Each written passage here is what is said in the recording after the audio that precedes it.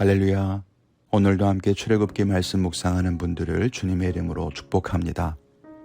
오늘 말씀은 출애굽기 25장 23절부터 40절까지입니다. 너는 조각목으로 상을 만들되 길이는 2규빗, 너비는 1규빗, 높이는 1규빗 반이 되게 하고 순금으로 싸고 주위에 금태를 두르고 그 주위에 손바닥 넓이만한 턱을 만들고 그 턱 주위에 금으로 태를 만들고 그것을 위하여 금고리 넷을 만들어 그 네 발 위 네 모퉁이에 달되 턱 곁에 붙이라. 이는 상을 맬 채를 꿰 곳이며 또 조각목으로 그 채를 만들고 금으로 싸라. 상을 이것으로 맬 것이니라. 너는 대접과 숟가락과 병과 붓는 잔을 만들되 순금으로 만들며 상 위에 진설병을 두어 항상 내 앞에 있게 할지니라. 너는 순금으로 등잔대를 쳐 만들되 그 밑판과 줄기와 잔과 꽃받침과 꽃을 한 덩이로 연결하고 가지 6을 등잔대 곁에서 나오게 하되 다른 3가지는 이쪽으로 나오고 다른 3가지는 저쪽으로 나오게 하며 이쪽 가지에 살구꽃 형상의 잔 셋과 꽃받침과 꽃이 있게 하고 저쪽 가지에도 살구꽃 형상의 잔 셋과 꽃받침과 꽃이 있게 하여 등잔대에서 나온 가지 6을 갖게 할지며 등잔대 줄기에는 살구꽃 형상의 잔 넷과 꽃받침과 꽃이 있게 하고 등잔대에서 나온 가지 6을 위하여 꽃받침이 있게 하되 2가지 아래에 한 꽃받침이 있어 줄기와 연결하며 또 2가지 아래에 한 꽃받침이 있어 줄기와 연결하며 또 2가지 아래에 한 꽃받침이 있어 줄기와 연결하게 하고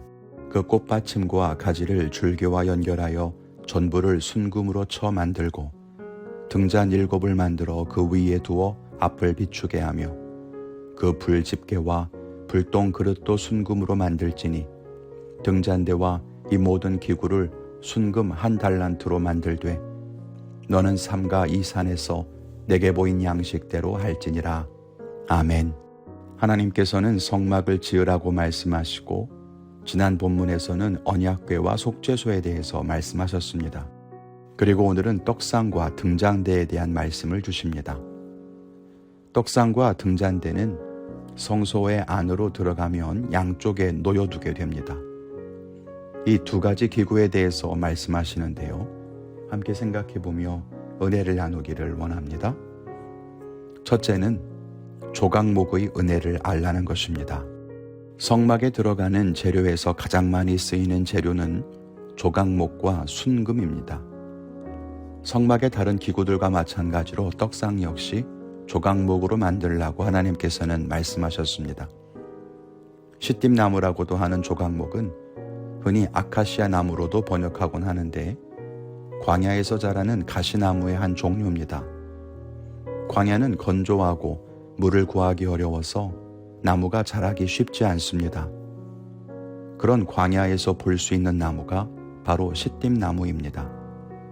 이 나무는 건조한 지역에서 살아남기 위해서 잎사귀가 가시로 되어 있습니다.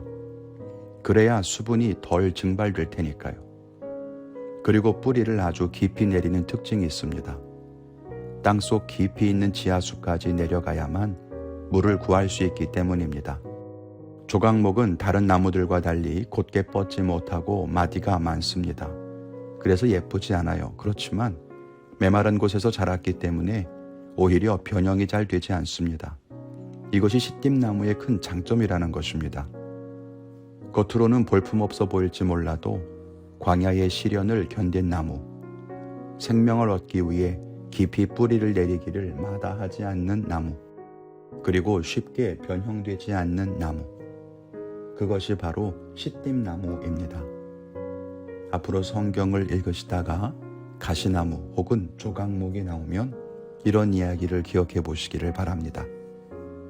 2번째는 순금의 은혜입니다.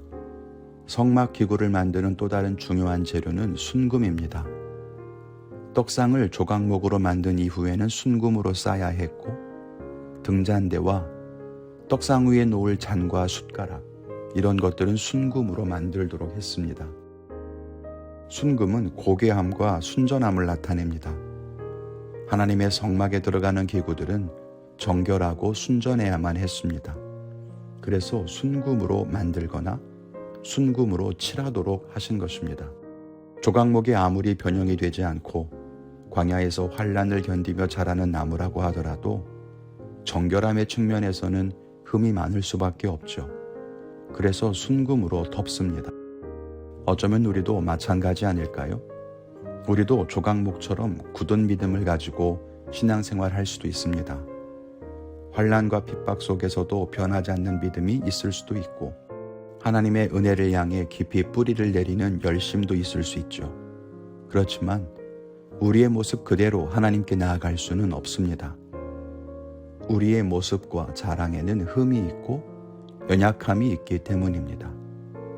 그래서 우리는 예수 그리스도의 보혈로 덮고 성령의 기름 부으심으로 덮고 의로운 새 옷을 입고 그렇게 하나님 앞에 나아가야 합니다. 하나님의 온전하심으로 가려지고 덮어지지 않으면 여전히 우리의 약함이 그대로 드러날 수밖에 없기 때문입니다. 그래서 우리가 어떤 믿음을 가지고 있든지 우리가 얼마나 헌신하고 하나님을 위해 수고하든지 우리는 늘 하나님의 은혜가 필요한 것입니다. 날마다 우리를 정결하게 하고 고귀하게 하시는 하나님의 은혜를 덮어 주님의 은총을 힘입어 살아가는 성도들이 되기를 바랍니다. 저는 오늘 내게 시띠나무와 같은 믿음을 주시고 또 순금 같은 은혜를 덮어주시도록 기도하겠습니다. 여러분의 결단은 무엇입니까? 하나님과 동행하며 승리하는 복된 하루를 사시기를 바랍니다. 감사합니다.